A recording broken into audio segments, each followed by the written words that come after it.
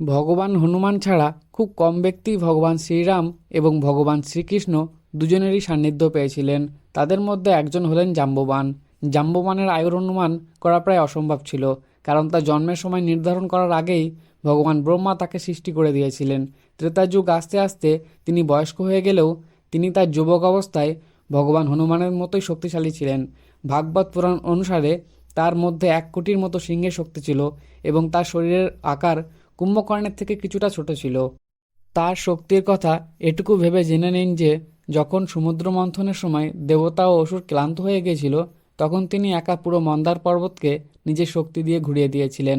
রামায়ণে রাবণের সাথে যুদ্ধের সময় যখন তিনি রাবণের বুকে লাথি মেরেছিলেন, তখন রাবণ অজ্ঞান হয়ে গিয়েছিল।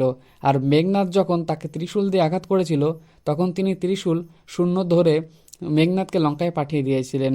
এই জন্য রামায়ণের শেষে যখন ভগবান শ্রীরাম ভাবলেন যে জাম্ববানের মধ্যে শক্তির অহংকার চলে এসেছে, তখন তিনি দাপর যুগে শ্রীকৃষ্ণের অবতার নিয়ে তার অহংকার ভাঙার জন্য তার সাথে যুদ্ধ করেছিলেন। জাম্ববান তার বৃদ্ধা অবস্থায় থাকা সত্ত্বেও শ্রীকৃষ্ণের সঙ্গে 3 সপ্তাহ পর্যন্ত যুদ্ধ করেছিলেন।